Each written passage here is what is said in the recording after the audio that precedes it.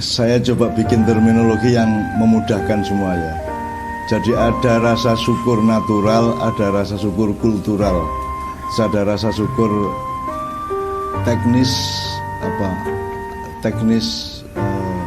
regulasi suatu keadaan atau muhasabah suatu keadaan. Jadi yang sekarang biasanya dikaitkan sama rasa syukur itu kultural, dapat duit banyak bersyukur, dapat rezeki bersyukur, digembirakan oleh suatu hal bersyukur. Tapi begitu tidak digembirakan dia menjadi tidak bersyukur, itu kan kultural. Jadi dia bergantung pada dialektika kejadian sehari-hari. Nah ada bersyukur yang natural, yaitu bahwa dulu tidak ada kamu, sekarang ada kamu. Ada kamu pun dengan lancar tuh semuanya. Kue gede-gede karepmu dhewe kan orang gede ki awakmu, bapak ibumu ngodot ya ora. Gitu. Jadi dari bayi sampai menjadi patut sekarang Kiai Rocky Moromja itu kan tidak ada peran orang tuanya kalau saja memberi makan dan minum ya. Tapi itu sama dengan kita menanam, itu kita cuma naruh biji di tanah, disirami, kemudian bersemai, kemudian tumbuh menjadi pohon. Itu kan kita tidak ikut kerja. Jadi kalau kita melihat pohon, kita cuma meletakkan terus dia jadi tumbuhan, jadi tanaman, masa tidak bersyukur? Wong kita tidak melakukan apa-apa kok. Semua Allah yang melakukan dengan para perangkatnya dan para stafnya kan gitu kan ya. Termasuk di dalam diri kita ini kan, mangan gari mangan, kue ngatur pangananmu lah ra iso. Milih mana gizi, mana nutrisi, mana kalori, mana apa, mana sampahnya. Kalau kamu disuruh ngatur sendiri kan nggak bisa. Kan kita berdebat di medsos loh, soal nising loh. Karena tidak ada pabrik tai kan Rano, tidak ada teknologi dan ilmu manusia yang bisa menciptakan tai dalam arti memproses seluruh yang dimakan manusia kemudian difilter sedemikian rupa ada yang dikeluarkan dari dubur sebagai tai, itu kan tidak bisa. Itu kan alamiah itu namanya. Makanya sekarang misalnya kue bangkrut, orang duduk babar bisa neng kue orang kehilangan sikil, bersyukur orang. Milih mana kamu bangkrut atau kamu kehilangan satu tanganmu, kan gitu. Milih mana? Kan tetap milih tidak kehilangan tangan. Jadi kalau ukurannya natural atau ukuran itu azali atau asasi ya, maka tidak ada tidak bersyukur. Seluruhnya itu bersyukur. Dalam keadaan terpuruk atau menderita atau sengsara atau hancur kayak apapun, itu kita tetap punya bahan untuk bersyukur. Karena secara alamiah, secara natural, secara sunnatullah, kita itu kan aslinya kan memang tidak ada dan tidak punya apa-apa, tapi sekarang kita tetap punya kok. Mangan isi kan, misalnya sekarang kamu makan asin ya asin, terasa asin, kan tetap bersyukur. Bayangin kalau kamu kehilangan kemampuan merasakan asin, sedap. Jadi bebek selamat sama bebekmu dewe tidak ada bedanya misalnya gitu ya. Jadi itu kan bersyukur. Jadi tidak ada satu celah pun dalam kehidupan yang membuat manusia itu bebas dari rasa syukur. Tidak ada. Karena seluruhnya ini kalau kita perhatikan ke dalam maupun keluar dari kita, itu semuanya kita bersyukur.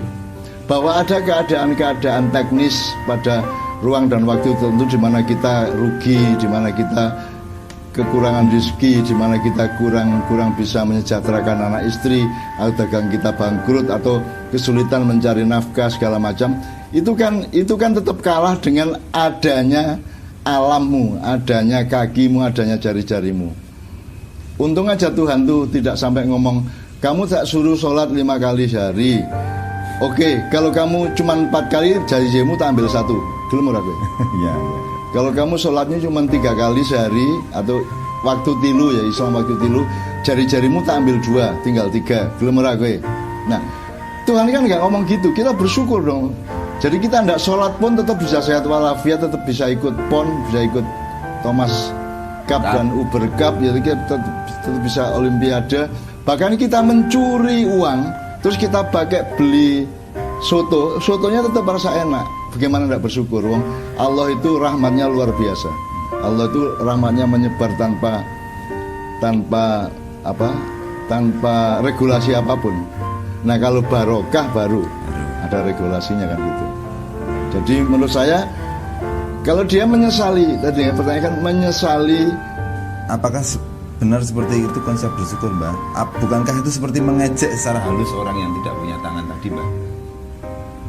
Loh ya makanya kalau saya bersyukur itu natural. Ya.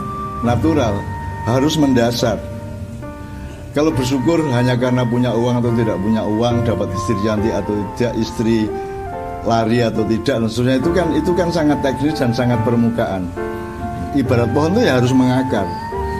Jadi harus dari akarnya hidup ini kita sadar. Gitu kan? Harus dari hulunya hidup ini kita ingat-ingat dan kita sadari, dan dari situlah kita bersyukur gitu. Kalau kamu ingin bersyukur, kamu lihat yang lebih rendah dari kamu, itu kan keputusan kultural, cara pandang kultural. Jadi bebrayane urip ngono kuwi, kowe sak melarat-melaratmu ke isi ora dadi gelandangan kaya kae terus kamu bersyukur. Bukan mengejek. Orang Jawa seperti itu ya. Orang Jawa itu kultural, enggak apa-apa juga, bagus-bagus juga. Cuman saya menyarankan kalau kita natural. Keadaan apapun ya, Ya, dia bersyukur. maka kalau kamu natural, kamu kalah pun bersyukur. Iya, Gitu ya. Apa sudah? Jadi kalau terakhir-terakhir kan kita ngomong bahwa sudahlah apapun yang terjadi, mau penderitaan, mau kesengsaraan, mau ketertindasan, mau apa, keputusannya tetap sama, hilirnya tetap sama, bersyukur dan optimis gitu ya. Bersyukur dan optimis. Jadi apapun saja keadaannya, itu tidak membuat kita tidak bersyukur. Karena kalau kita hitung-hitung kembali secara natural dan mendasar tadi, tetap lebih banyak yang membuat kita bersyukur dibanding yang membuat kita menderita gitu loh. Soal mengejek orang lain kan kita kan nggak eksplisit ngomong, misalnya ada orang pincang tidak punya kaki satu, ya.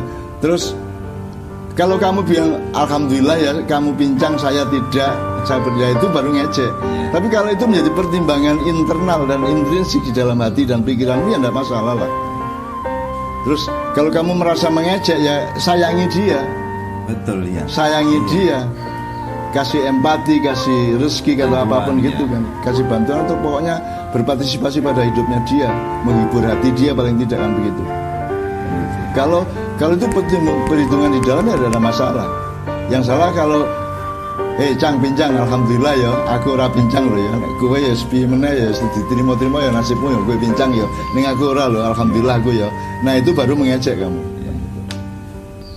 Sudahlah, kalau manusia itu mau melihat dirinya dari hulu ke hilir, natural tadi itu, apapun saja yang kamu alami hari ini, nanti malam, besok pagi, atau mungkin sepanjang masa, itu tetap hilirnya itu bersyukur dan bahagia. Ya. Itu ya, bersyukur dan bahagia. Bersyukur dan bahagia. Ya, dan itulah maknya. Jadi bahagia itu tidak perlu mendapat uang, tidak perlu alat-alat yang aneh-aneh itu, tidak perlu materi, tidak apa. Bahagia itu begitu kamu lahir itu sudah merupakan landasan untuk bahagia. Kan mending kue lahir mbakane ora lahir toh. Iya. Sekarang kan bersyukur bahwa kamu lahir, bahwa kamu ada. Bahkan tidak bisa kamu cemburu kepada kayak tadi kaki pincang tadi ya. Kamu kok tidak jadi anaknya SBY, kamu kok tidak jadi anaknya Jokowi, kamu tidak jadi anaknya Pak Harto. Loh, kan saya di Maiyah kan sering tanya, siapa yang menyesali hidupnya dan ingin menjadi anaknya Pak Harto? Tidak ada yang angkat tangan kok. Mereka bahagia dengan dirinya masing-masing kok.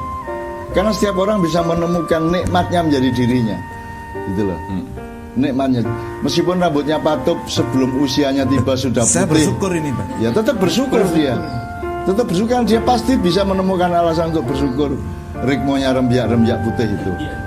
Gitu.